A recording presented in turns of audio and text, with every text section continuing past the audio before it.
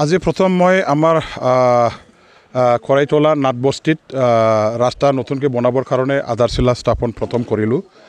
ইয়াৰ পিছত আমাৰ গুৱাবাৰী খালঝাৰ ৰোড তাত আধাৰশিলা স্থাপন আকৌ কৰিলোঁ ৰিপেয়াৰিঙৰ নামত। ইয়াৰ পিছত আমাৰ জগদৈ মেছপাৰা ইয়াতো চিচি ব্লকৰ নতুনকৈ ৰাস্তা বনাবৰ কাৰণে আধাৰশিলা স্থাপন কৰা হ'ল। ইয়াৰ পিছত আমাৰ চিঠেলাৰ পৰা বহৰাগুৰিলৈকে যোৱা চিঠেলা বজাৰৰ পৰা খাচকাটা আমাৰ যিটো গঙিয়া ব্ৰিজ আছে সেই ব্ৰিজলৈকে যিটো এটা ৱাইডেনিঙৰ এটা স্কিম দিয়া হৈছে সেই স্কিমৰ আধাৰশিলা মই স্থাপন কৰিম। আৰু ইয়াৰ পিছত অহাকাইলৈ আকৌ আধাৰশিলা স্থাপন কৰিব লগা আছে। নেক্সট আকৌ আছে আমাৰ গোসাইগাঁৱৰ পৰা ঠিপকাইলৈকে যোৱা পানীজানিৰ পৰা ঠিপকাই এই যিটো পৰ্চন আছিলে আধৰুৱা হৈ থকা সেইটো আকৌ মই 22 তাৰিখে ফাউণ্ডেশ্যন কৰিম। গতিকে আজি টোটেল 5টা নতুন ৰাস্তা বনাবৰ কাৰণে আধাৰশিলা স্থাপন কৰা হ'ল। আৰু এইবিলাক ৰাস্তা অত্যন্ত দৰকাৰী আৰু ৰাইজে বহু দিনৰ পৰা এইবিলাক ৰিপেয়াৰ বা নতুনকৈ বনাবৰ কাৰণে বা ৱাইডিঙৰ কাৰণে দাবী দেৱা মোৰ ওচৰত কৰি অহা এইবিলাক মেইন যোগাযোগৰ ৰাস্তা। আজি আপোনালোকে চাওক যে চিঠেলাৰ পৰা আমাৰ বহৰাগুৰিলৈকে যোৱা যিটো মেইন ৰাস্তা সেইটো গোসাইগাঁও আৰু কোকৰাঝাৰলৈ অহা যোৱা কৰিবৰ কাৰণে এটা চিধা যোগাযোগৰ এটা ৰাস্তা হয় আৰু খুব কম সময়ৰ ভিতৰতে আমি গোসাইগাঁও টু কোকৰাঝাৰ অহা যোৱা কৰিব পাৰোঁ। গতিকে এই ৰাস্তাটো ভাল কৰিবৰ কাৰণে গভৰ্ণমেণ্টৰ পৰা RIDF ফাণ্ডত আঁচনি যিটো পাইছোঁ সেইটো মই তাতে দি পেলাই নতুনকৈ ভালকৈ বনাবৰ কাৰণে ব্যৱস্থা কৰা হ'ল। আজি যিবিলাক ৰাস্তা মই মুকলি কৰিলোঁ এই ৰাস্তাটো নাবাৰ্ডৰ RIDF ফাণ্ডৰ পৰা চেংচন পোৱা আৰু অসম চৰকাৰৰ ফালৰ পৰা মোৰ নামত বা মোৰ সমষ্টি উন্নয়নৰ কাৰণে যিমানখিনি এটা পুঁজি আবণ্টন দিছিলে সেইখিনি পুঁজি দি আজি ভালেখিনি ৰাস্তা মই ধৰিব পাৰিছোঁ। অসমৰ মাননীয় মুখ্যমন্ত্ৰী মহোদয়ে মোৰ সমষ্টিৰ ৰাস্তাবিলাকৰ উন্নতিৰ কাৰণে যথেষ্ট সহযোগিতা আগবঢ়াইছে, যথেষ্ট তেখেতৰ পৰা আশীৰ্বাদ মই পাইছোঁ। ইয়াৰ কাৰণে আজি মোৰ সমষ্টিৰ চুকে কোণে য'তে ত'তে মই ৰাইজে বিচৰা ধৰণৰ ৰাস্তা নিৰ্মাণৰ কাৰণে আঁচনিবিলাক ধৰিব পাৰিছোঁ আৰু ৰাস্তাবিলাক প্ৰায় ভাল হৈ গ'ল। ইমান বছৰলৈকে পিছ পৰি থকা এই সমষ্টিৰ য'ত নেকি ৰাস্তাবিলাকৰ উন্নতি হোৱা নাছিল, দলংবিলাকৰ ব্যৱস্থা ভাল হোৱা নাছিল, সেইবিলাক আজি মই এই 10 বছৰ MLA হৈ থকা সময়ছোৱাত আমাৰ অসমৰ মাননীয় মুখ্যমন্ত্ৰীৰ সহযোগত তেখেতৰ পৰা বিচাৰি মই যথেষ্ট পুঁজি লাভ কৰিবলৈ সক্ষম হৈছোঁ আৰু তেখেতৰ আশীৰ্বাদ থকাৰ কাৰণেহে তেখেতৰ নজৰ থকাৰ কাৰণে সমষ্টি উন্নয়নৰ কাৰণে মই কাম কৰিবলৈ সক্ষম হৈছোঁ।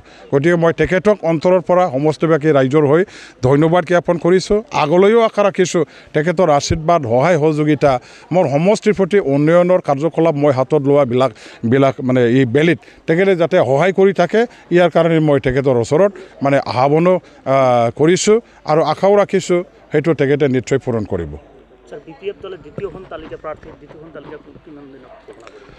এইটো আমি হাইকমাণ্ডক পূৰ্ণাংগভাৱে কৰ্তৃত্ব প্ৰদান কৰিছে। তেখেতে ৰাজনৈতিকভাৱে সময় সুযোগ আৰু পৰিস্থিতিটো চাই মেলি আমাৰ নতুন আকৌ তালিকা মানে দ্বিতীয় পৰ্যায়ৰ যিটো তালিকা কেণ্ডিডেটবিলাকৰ যিটো আছে সেইটো তেওঁ ঘোষণা কৰিব।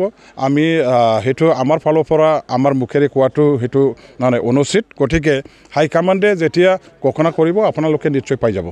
ছাৰ, আজি অসমৰ মুখ্যমন্ত্ৰী হিমন্ত বিশ্ব শৰ্মা কোকৰাঝাৰ জিলাত আহিছে, মানে কোন দলৰ ক্ষতি হ'ব? আজি কোকৰাঝাৰলৈ আমাৰ অসমৰ মুখ্যমন্ত্ৰী ডাঙৰীয়া দেৱে যিটো আহি পেলাই এটা মিটিং কৰিব, মোৰ কচুগাঁও সমষ্টিটো তেওঁ যাব। মই তেখেতক মানে হাৰ্টিলি ৱেলকাম কৰিছোঁ। কমচে কম মোৰ সমষ্টিত আজি তেখেতে আহিছে আৰু ডাঙৰ এটা মিটিং প্ৰগ্ৰামৰ দ্বাৰা দি তেখেতে আমাৰ সমষ্টিবাসী ৰাইজৰ লগত ভাৱ বিনিময় কৰিব আৰু তেখেতে আমাৰ এই পশ্চিম কোকৰাঝাৰ বা কচুগাঁও সমষ্টিৰ যিমানখিনি কৰিব লগা কাম আছে সেইবিলাক কাম কৰিবলৈ যেতিয়া মই হাতত লওঁ সেই সময়ত নিশ্চয় আজিৰ পৰা আকৌ বেছি ভাল এটা সুযোগ মোৰ হাতত আহিব বুলি মোৰ এটা বিশ্বাস আছে। আৰু তেখেতে জানে যে মই এজন মানে কাম কৰা MLA হয়। আকৌ মই সদিচ্ছাৰে সৎ মনোভাৱেৰে আমাৰ ৰাইজক সেৱা আগবঢ়াই আছোঁ আৰু তেখেতে এইবিলাক মোৰ কাৰ্যকলাপ আৰু মোৰ সদিচ্ছাটো দেখা পাই নিশ্চয়কৈ মোৰ সমষ্টিৰ উন্নয়নৰ কাৰণে যিখিনি আঁচনি মই প্ৰস্তুত কৰি তেখেতৰ ওচৰলৈ লৈ যাম এইবিলাক অনুমোদন দিয়াৰ বেলেগ হাত নিশ্চয় আজিৰ পৰা আকৌ বেছি স্পষ্ট হৈ তেওঁ ভৱিষ্যতলৈ মোক সহায় কৰাৰ নামত কাম কৰিব। ইয়াৰ কাৰণে মই আশা ৰাখিছোঁ আৰু তেখেতে অহাৰ দ্বাৰা দি কোনো দলৰ কোনো ৰাজনৈতিক দলৰ কিবা ক্ষতি হ'ব বা ৰাজনৈতিক দলবিলাকে আশংকা কৰিব লাগিব তেনেকুৱা কথা নাই কিয়নো আমাৰ গণতান্ত্ৰিক দেশত চবৰে নিজৰ দলৰ ভেটি নিজৰ দলৰ শক্তি প্ৰতিষ্ঠা কৰিবৰ কাৰণে কাম কৰিব লাগিব সেইটো তেওঁলোকৰ দায়িত্ব কৰ্তব্য আৰু অসমৰ মন্ত্ৰী হিচাপে তেখেতে উত্তৰ দক্ষিণ পশ্চিম পূব পশ্চিম চুকে কোণে গোটেই অসমৰ গাঁৱে ভূঞে ঘূৰি ৰাইজৰ মানে দুখ দৰ্শা ৰাইজৰ ভাল বেয়া খবৰ লোৱাৰ অধিকাৰ তেখেতৰ আছে দায়িত্ব কৰ্তব্য আছে সেই হিচাপে তেখেতে আজি আমাৰ BTC অঞ্চলৰ 40টা সমষ্টিত যে ঘূৰি আছে সেইটো মই মানে ভাল পাইছোঁ এইটো খুব এটা ভাল লক্ষণ আৰু খুব তেখেতে আজি মনোযোগেৰে বুজিবলৈ চেষ্টা কৰিছে যে 40টা সমষ্টিৰ ৰাইজৰ কি সমস্যা অঞ্চলবিলাকৰ কি সমস্যা এইবিলাক সমস্যা সমাধানৰ কাৰণে পৰৱৰ্তী পৰ্যায়ত তেখেতে নিশ্চয় পদক্ষেপ ল'বৰ কাৰণে আৰু বেছিকৈ তেখেতৰ কাৰণে সুবিধা হ'ব এইখিনি এটা বুজ ল'বৰ কাৰণে এইখিনি কাম কৰিবৰ কাৰণে এইখিনি ৰাইজক সহায় মানে সহযোগিতা আৰু সেৱা আগবঢ়াবৰ কাৰণে আজি তেখেতে আহিছে